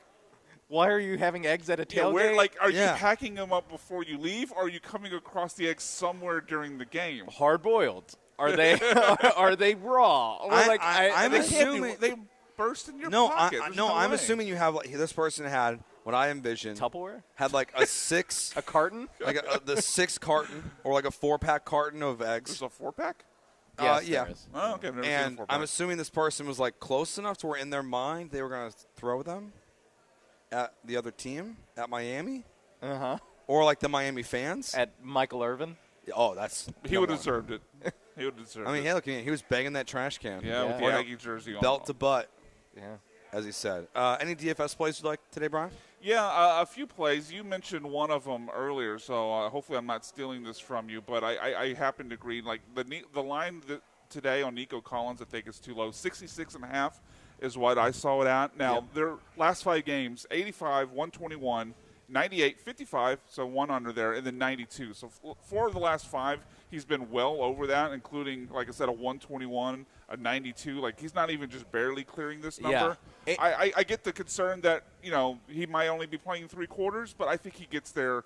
He's the reason why they can only play 3 quarters, and he clears that easy. I also had him on one of mine more than 66.5. And, yeah, it's the same thing of, like, this offense has proven that they can pummel bad defenses, and part of that is that their big dogs eat. Like they don't go with like, oh, Jaden Higgins. They scheme something up for Noel. It's like no. Hutchinson had 5 catches. Yeah, it's like no. The best players make the big plays when they can against overmatched teams. Yeah, my the first one that I found that I was like, do I want to bet this and just in case we don't come back to the next football season, or do I want to lose money on this just in case I don't get back in time? Mm-hmm.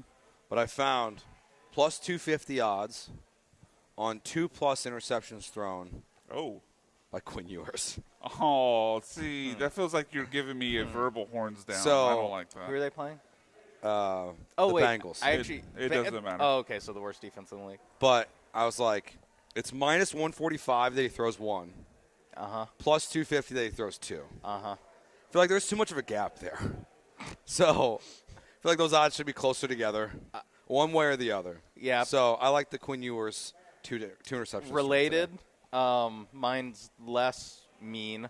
Higher than 117.5 rushing and receiving yards for Devon A. Chain against the worst defense in the league. Good call. With a quarterback making his first career start, probably going to take the ball either out of his checkdowns. Yeah. I mean, he got a lot of checkdowns with Tua was the quarterback. Yes, I can't imagine what it will be when they're trying to hide their quarterback a little bit more. So yeah, A-Chain more than his 117.5 rush receiving. I went with a running back with another one for mine. I don't understand why this line is too low. I know Mike Vrabel has sometimes been a person who perpetrates some shenanigans with his running back snaps, but especially this year. Travion Henderson, his number for rushing yards against the Ravens tonight, 51.5. Ravens are allowing the 8th most points to fantasy running backs, and Travion's last 5 games, again, 51.5 is the number. Travion's gone for 148, 67, 66, 62, 142. So I mean, he's a good 7 yards over. Plus, he has multiple games where he just goes nuclear. And has a home run. Yeah, that's the thing. Like, it feels like even if the snaps don't go his way and they give too many Ramondre, he's always one play away from making your day. I that's one that, like, we'll see. Maybe we'll see how it plays out next year a little bit. But he feels like almost like a must play a lot for his overs because like his big plays are just there. Kind of like with Achan, with Bijan, whatever his name is now, Bijan. I think he changed it back to Bijan. He said, "I don't care." I know. He said, "My mom pronounces it this way. I don't care." But like, it just feels like there's a couple of those guys where just like they're such big play threats that you almost have to play it. The next two I had were both in the same game because I was curious where the numbers were at. So I looked at the over 37.5 receiving yards for Bijan, and then the 30.5. Interesting. 71.5 receiving yards for Trey McBride. Ooh, in that yeah, game. I like that. Like, it's just he's their only option. Yeah. And now Marvin Harrison Jr. is back, but still, I don't think that hurts him. I think that hurts Michael Wilson. I don't think that hurts Trey McBride. Wow, McBride versus Pitts. Two of the best tight ends in the league facing off. At least parlay? If you look at the most recent results, yes. Sorry, Brian. I just started watching football last week. Oh, okay, my bad. If you don't mind, Sean, I'm going to skip the line here because mine is actually Jacoby Brissett, and Joe was obviously just talking about the Cardinals. The number for Brissett's passing yards against the Falcons, 254.5. The Falcons are a terrible defense. The Cardinals are at home, and again, last 5 games. He was under last week against the Texans, one of the best, if not the best defense in the league. He was 249, so just barely under that 254. But then the 4 previous games before that, 271, 301, 317, and 452. Whew. Jacoby Brissett has basically been at this number. It feels like this 254 is his like absolute floor. Yeah. Last one for me. It's a favorite of mine. I'm going to field goal yardage. Steelers at Lions. Couldn't find field goal yardage. Couldn't find combined field goal yardage? Yes. Dang. So, Chris Boswell, more than 1.5 made field goals. There it is. I knew it had to be field goal related. Chris Boswell, one of the best kickers in the league, in a dome, against the defense that, I mean, it's like perfectly calibrated for the Steelers, who aren't that great of an offense. Yeah. But it's like, they can kind of move the ball, but they probably won't score touchdowns against them.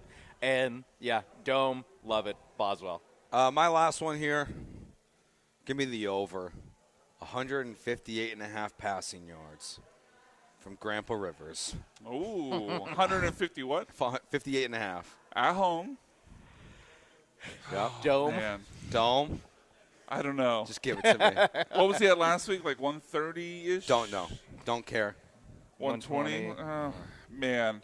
Damn, I didn't know this was that low. Give me the over still. I'm thinking that this has to be like 35 completions for 150. Yeah.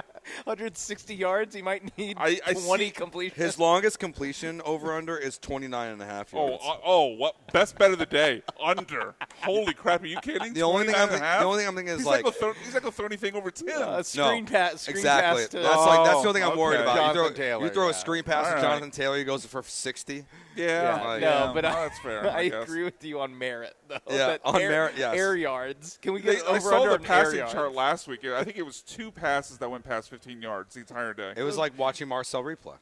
Except for he didn't throw 2 interceptions. Well, he threw 1, but. Brian, you got any left? Or? No, those were my 3. All right, we will take our next break here. We are broadcasting live from inside the Sportsbook at LaBerge in Lake Charles. Joe, Sean, and Brian. Coming up next, our Mount Rushmore Plus One here on ESPN 97.5 and 97.9 HD2.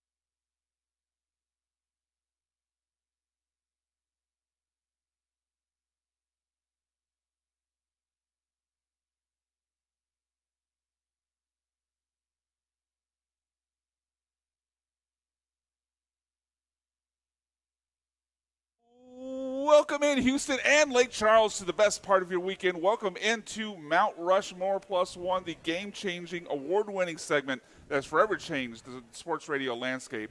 And we'll get Joe, Sean, myself, Josh Evans, John Belmer, Cam Smith, Andrew Carlson, and a host of others in the Texas Radio Hall of Fame in far less than the 27 years it took those bums, John and Lance, to get there. It is time for Mount Rushmore Plus One. Joe, yesterday, I can't remember if this was on the air or off the air, but you mentioned you have my favorite one. Your favorite one. So I'm anxious to hear it. Okay. Please lead off, sir. What is your Mount Rushmore Plus One this week? So we were here at the book on Friday night, and, we were locked in. Jake Paul. Oh, yeah. Anthony Joshua. Got his jaw broke. And I was thinking to myself as I'm watching all these people in the crowd, could you imagine paying for that? So today my Mount Rushmore Plus One is things I would rather do or happen to me than pay to see Jake Paul fight in person. Okay. Number one on my list, take that punch from Anthony Joshua. That's the number one thing I would rather do than pay to see Jake Paul. Wow. Yes. I don't want to pay. Rather break your jaw. Yep. In at least 2 places. I think, no offense, I think he breaks your jaw in more places than 2. Yeah. You're probably right. I said at least 2. At least 2, yeah. But Mount Rushmore Plus One of places in my jaw. That he would break. But I was looking at the get-in price, and I was like, what was it? There was not much below, like, $200. Wow. Which Including is not Johnny Manziel being out there. Yeah, I still can't believe he missed game day. That's awesome. I can't. I mean, I can. I can totally believe it. It's just, I'm still not convinced he wasn't told to not come because there's a photo of him and very famous internet personality throwing up the U. So I do feel like A&M might have said, "Hey, please stay home." Did he pull a puka? No. No. Okay. No. Number 2 on my list is frankly, get a vasectomy. I'd rather do that. I mean, I feel like that's coming at some point for you. Yeah, at some point. As it does for most married men who have had kids. It's coming. Side note here, Woody Marks expected to be inactive today. What a sidetrack. Speaking of vasectomies, I thought Woody Marks was getting a vasectomy. You went from vasectomy to mentioning a man named Woody. Yes. Now, speaking of said vasectomy. 23 years old. If I ever got one, I would rather get it undone than go pay. I'd rather get the Michael Scott treatment here. You rather snap. I'd rather snap than pay to see Jake Paul fight I have in person. so many questions. Brian, how much do vasectomies cost? I don't know. I don't know. I'll find out one day. I was wondering. The next one on my list is I've been debating going back. Too much. Yes. I've been really thinking about joining the No Hair Club. Okay. Oh, you're thinking about I have. I've been picking it. Going to this. I've been thinking about it a lot, and I was like, what would I rather do with a shaved head? Well, I landed on. I would rather shave my head with an old razor than go watch this fight in person. For your very first shave. Yeah, you got this old rusty razor. Yeah, just really like. What about the little disposable Bic ones? Oh, maybe that's the it. Plastic disposable. I still use those. Really? Yeah. Oh man. I buy a bag at Target. It's 50 of them for $5 because I'm only trimming my cheek. Yeah. And, a little bit under that's there. understandable. Yeah, it's I'm not going to spend. You're touching up. Yeah. I will say I love this place. Mm-hmm. The only negative thing I will ever say about this place. Okay. There was one time I needed to shave. Right. Because I missed the spot. And I had to get a razor from here, and it was the worst razor I've ever gotten in my life. Did you cut yourself? Yes. Yeah. And my last thing of things I would rather do than pay to see Jake Paul fight in person is at 33 years old, enroll at Texas A&M and become a yell leader. Yeah, I think that's a worthy number 1. Yes. At 33? At 33 years old. Oh, we need with your head all bloody from shaving with a Bic and a vasectomy. Reverse vasectomy. We need a movie a la Old School, a la Back to School, where it's Joe George becomes a yell leader. Going back to school, at age 40 in a few years. like in the movie Old School, and instead of starting a fraternity like they do, becoming a yell leader. White overalls. Yeah. I don't think Back to School they joined a fraternity. I forgot. Joe, can you find white overalls before tomorrow?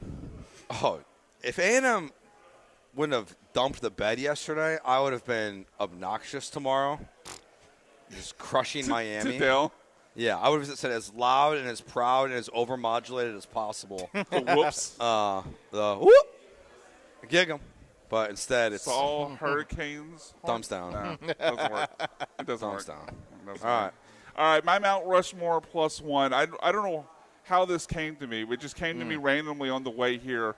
What if we renamed all our shows past and present as if they were morning zoo shows? Oh. Okay. We know from Parks and Rec it was it was like Billy and the Douche or something. Yeah. And you remember from Family Guy? It was Crazy Ira and Crazy the Douche. Ira and the Douche. Yes. And there was I'm trying to remember the ones on Family. Well, you just did. So did I. Okay. So these are past and present shows at ESPN 97.5 that I've renamed as if they were morning zoo shows. Okay. Number 1.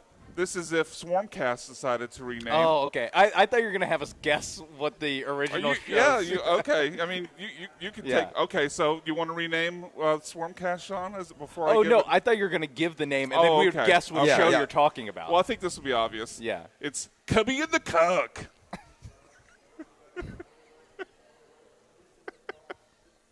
Okay. Next one. I think you'll guess which one this one, because I think it's the only 3-person show in our history. Next up in Drive Time on ESPN 97.5, you have Caucasian Three-Way. Now, is that a morning zoo I think it's name, morning zoo. or is that a video you can rent? Both. Okay. Both. Yeah. I think both. Okay. I think both. Next one. Going back, Sean, to the show you first ran on ESPN 97.5, Okay. we have Angry Paul the Broad. Shout out to Vanessa Yes, and Paul Gallad. this is not you calling No. This is This is if a Joe George decided stereotypical to take us in a shock morning jock, zoo yeah. route. 2 more on my list of morning zoo names. This one was a ill-fated show that only lasted a few months. We got Ginger and the Beard. Nice. I like that one. Yeah, I like that. That one fits. That one Ginger actually. Ginger and the Beard is good. Yeah. Probably better than the no. I'm just kidding. The name with their actual names in it. Yeah. They didn't stay up all night thinking of the name of that show. Last one on my list, obviously our top show at the station. We got Johnny the German. Johnny and the Johnny and the German. And of course, lots of Lance's drops Yeah. speaking in German. Schnitzel. Lichtenbein, Schneinel, whatever. Yeah, it is. whatever it Yeah. is. Yeah. All right, that's good. That was fun. Thank you. That was Thank fun. you. Yeah. Thank All right, my Mount Rushmore +1 for the holiday season, of course.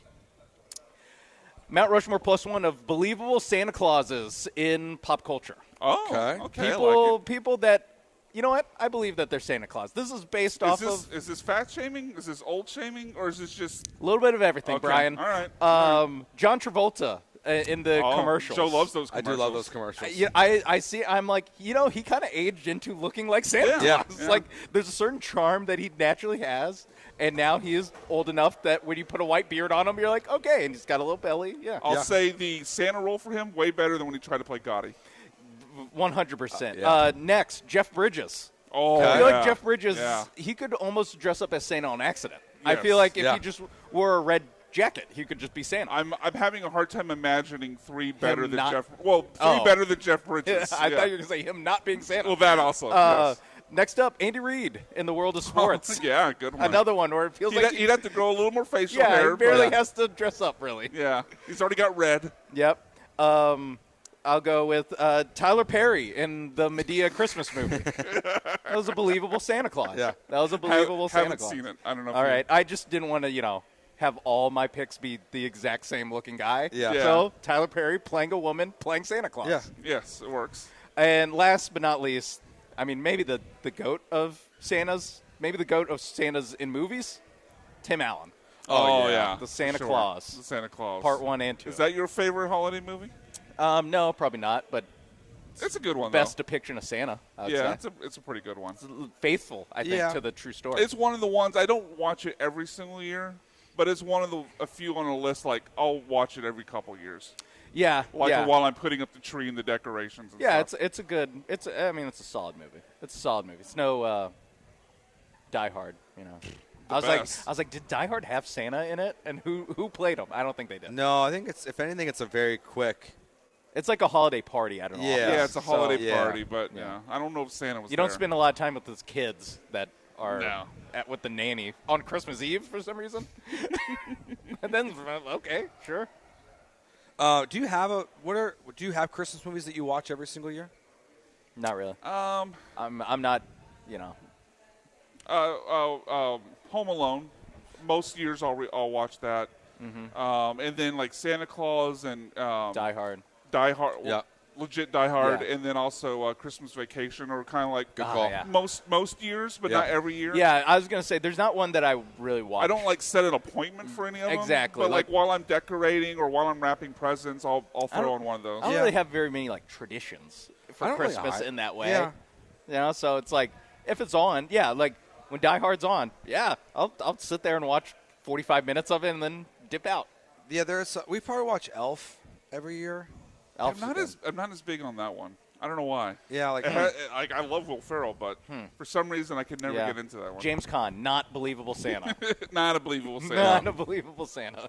Look how they butchered my boy. Yeah. Look how they butchered my boy Chris Kringle.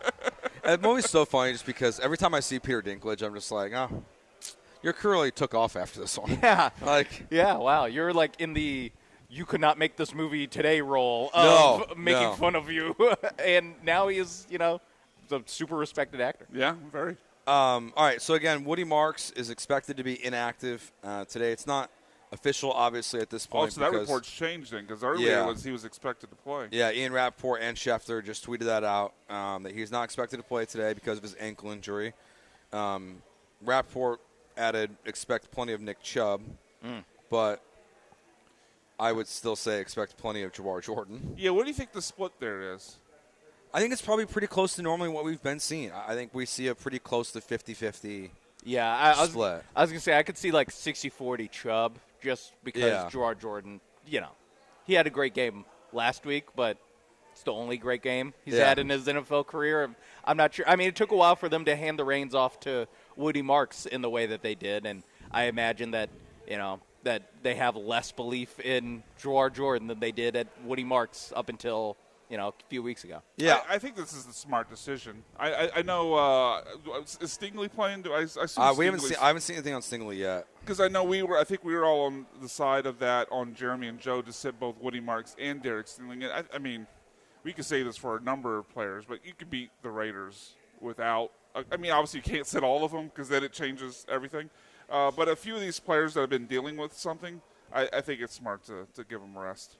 Yeah, it's going to be interesting to see just what their game plan is there. And to the running back thing, I think it's just like if Jawar Jordan comes out in his first couple carries, he looks anything like he did last week. Yeah, maybe then I think he just that kind of takes it. I also just have very low expectations for Nick Chubb, to be honest with you, even though it's the Raiders. Yeah, would you dare to play him in fantasy? No, Jawar Jordan. Oh, Jawar Jordan. Probably Austin. I need some bad options. I need to have Aaron Jones some other guys. Jordan. I'd probably go Jawar, honestly. Yeah, because at this point you're just trying to win. You're trying to win your playoff matchup. You're shooting for upside. Yeah. I think so maybe that helps them in those kind of matchups against the either disappointing ones or twos. Yeah. Yeah, or like if you want to be like in the next 9 minutes put together a daily fantasy lineup. God, what is his number? It's got to be so low. Let's see. Like you can stack your lineup around him being such a low number. Right. That it can kind of help you. Like, Michael Carter or Jawar Jordan. Asking for a friend. Yeah, I was asking for a friend a second ago. So I think I go with Michael Carter there because I think he's going to. I think his. Yeah. I think his Hubbard role or. How many guys on my roster will you let me name before? Before we go Jawar? Jawar Jordan, yeah. No, or just before you tell me to stop asking for fancy advice. It's all right. Live on air. It's all right. What does it matter? Okay. We're running out the clock, Sean. Okay. So Jawar Jordan or Chuba Hubbard. Chuba. Against Tampa Bay. Yeah, I think that's a high-scoring game. I'd probably go Chuba. I think Chuba's kind of. I think sounds like I'm in a good spot. Yeah. Sorry. It's going to be how many playoff teams do you have left? Just this one. That's your last one? Yeah, just the one. Brian? I've got 2 as well. Down to 1. I can't believe I lost last week. At least on underdog, George Jordan not even listed. Not even listed? No, Nick Chubb's Probably at 45.5 yards. Okay. I think I would because his number would be so low if he's not playing. Yeah, like on Yahoo, the league I have, Yeah. George Jordan, and he's projected right now because I guess they haven't updated that Woody Marks is out, but they have him at 1.92 as his projection. So yeah, and that if you're on Prize Picks or whatever, and you see him at 3.5 yards, 3.5 yards, and it's like you just get hit so hard. They probably took it off once the Schefter and Rappaport reports came in. Yeah, and then they'll repost it in the next hour or two. Yeah, with more reasonable. Yeah. Oh yeah, because they're not even playing for a while. Yeah. I swear it feels like such a noon game. I know because it's in Houston. I'm like, wow. Yeah, it's really strange to be playing in Houston at 3:25. Yeah, I don't even know why I guess they just schedule it that way so the Raiders don't have to play on an unnatural body clock. But but they don't do that normally. Yeah, I know. They play 11 o'clock. The Broncos played at noon. Yeah. It's here in Houston. It's so, and it's not like the CBS game of the week. It's not like the Romo Nance crew where sometimes that they play around with that. Well, before the season when they were making their schedule, we were like, look, man, I see Geno Smith and Pete Carroll really being the surprise team this year. And we're going to be picking them against the Texans. Two playoff teams. That's what we're looking for. All right, it's an interesting day in the NFL. The Jacksonville Jaguars will change a lot today for the Houston Texans, where if they lose, the Texans can be back in first place in the AFC South, which felt nearly impossible at one point. But if they win as well, they are well on their way to being the 1 seed potentially in the AFC. So the Texans game will be coming up a little bit later today, so we're all looking forward to watching that. We'll be back tomorrow, all of us in some capacity, from 7 to 1 at the Christmas party at Nick's Place. Thanks again to LaBerge for having us out. A great time as always. We went over to Ember last night, enjoyed some steaks. It was a very, very good time. Yeah, if you come out here, steak was elite. Make sure you get we all got the prime New York strip. Mm-hmm. Joe and I got the chimichurri sauce on top. Very good. So were the bacon wrapped shrimp that we got as an appetizer. Very, very good. Thank you to these guys as always. We will be back sometime next year as we await to start to schedule those. This will be the last one at LaBerge this football season. So thank you to Matt, Pedro, Courtney, or Chelsea, everyone to help us out here. It's always a great time. So that will do it for us today. We'll be back with you tomorrow, broadcasting live from the Christmas party at Nick's Place, broadcasting live now from the Sportsbook at LaBerge in Lake Charles.